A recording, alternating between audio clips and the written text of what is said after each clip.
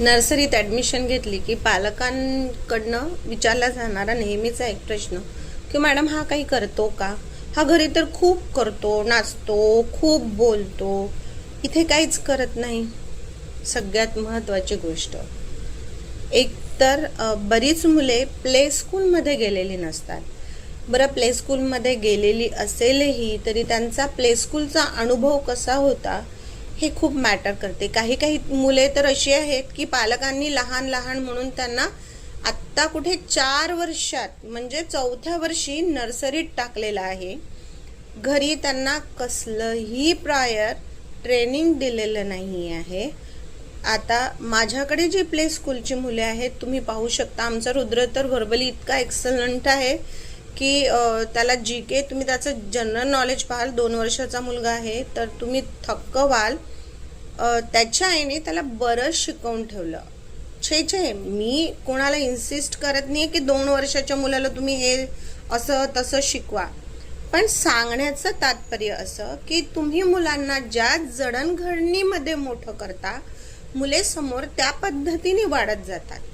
तुम्ही घरी त्यांना कसलंच वातावरण दिलेलं नाही आहे. कसल्याच महत्त्वाच्या ज्या सवयी असतात, ज्या बाहेरच्या जगात शाळेत गेल्यानंतर त्यांना उपयोगी पडणार आहे, त्याबद्दल तुम्ही काहीही प्रयत्न केलेले नाही आहे.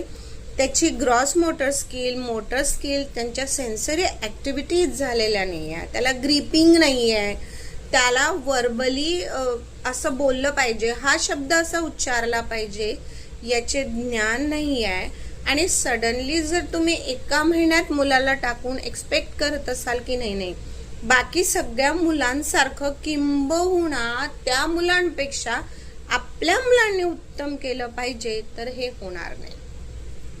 राहिली गोष्ट, मुलगा जायला तयार होत नाही.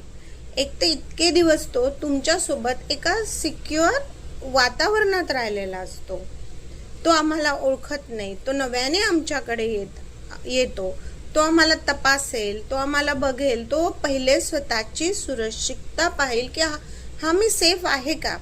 मला सांगा, प्ले स्कूलची मुले जेव्हा इतक्या सुंदर पद्धतीने ॲक्टिव्हिटीज करत आहेत, हॅप्पी आहेत, रोज शाळेत येतो म्हणत आहेत, आणि जर नर्सरीचा मुलगा शाळेत येत नाही असा म्हणत असेल, तर मला वाटते सगळ्यात पहिले तुम्ही घरी त्याला कशा पद्धतीने ट्रेनिंग देत आहात हे समजून घेणे फार महत्त्वाचे आहे. यावेळेस जेव्हा मुले अशा पद्धतीने तुमच्याशी चर्चा करतात, तेव्हा त्यांच्या लेफ्ट ब्रेन सोबत इमोशनल पद्धतीने कनेक्ट होणे तुमचे